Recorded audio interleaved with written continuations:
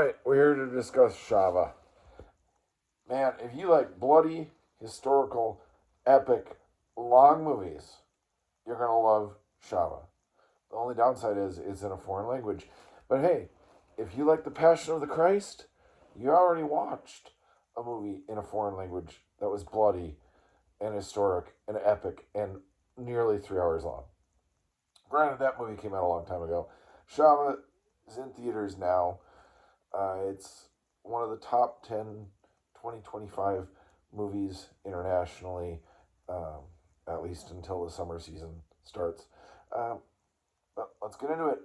It is 2.5 to 3 hours long with the trailers and everything. It's based off of a book called Chhaava. Chhaava is, it's like, I think it's like a fighting lion, or it's got a meaning that was sort of like the nickname of the second son of the founder of the Marathas. It's essentially a movie about these two factions in India. This is before India was one big nation. Before it was unified, basically, before it was a European territory or a UK territory. So these Marathas, the majority of the film is they're fighting the Mongols, not the Mongols. So essentially, since I'm going to butcher a lot of these names pronunciations, it's just two factions that are fighting. The Marathas, they're the newer one of the two. This is the second son. His father died basically kind of off screen or at the very beginning of the movie. And so who's going to take over? Oh, we'll just run rampant over the Marathas. And so that faction's just completely not paying attention to them at all. And then Chhaava, which he's not called Chhaava yet. It's his real name because he's got a real name. He basically comes and defeats the other faction in one place. And all of a sudden, oh man, we have to take care of this. But then it's a whole, who's even in charge of the Marathas? Because the elder son, or one of the two sons, fled to the other faction, the Mongols, whatever. And essentially there's that competing nature with the mom and one of the sons.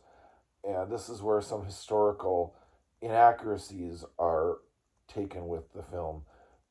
But again, it's based off of a book. And this is where some people are like, oh, this is just nationalist propaganda. And maybe it is. I don't know. I haven't read the book. I'm, not huge into, the Marathas are all great. And this guy is a national icon, a national treasure. I'm watching it, and then, there are a lot of fight scenes. It's very bloody. I'm like, who is this guy? I don't know. And it turns out, it's even almost 3 hours long, the ending is not where, if you don't know the history, or if you haven't read the book, it's not where you think it will go, because it is, oh my gosh, bloody, torture, squirmy. If you like that kind of stuff, you'll like it. Check it out on streaming. Maybe go to the end. It's kind of like torture porn. But between that and the battles and the lions, because Chhaava's like the kid. Again, I don't remember exactly what it is because I don't know a bunch of Hindi language, like barely any, other than like titles and stuff. You'll find this movie at least interesting. The cinematography is great. It's got epic shots all over the place. Just watch the trailer.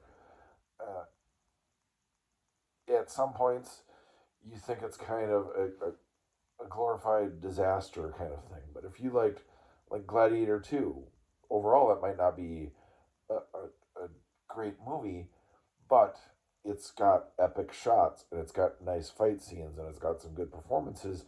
Just the story or the writing kind of lets it down. That's kind of like Chhaava.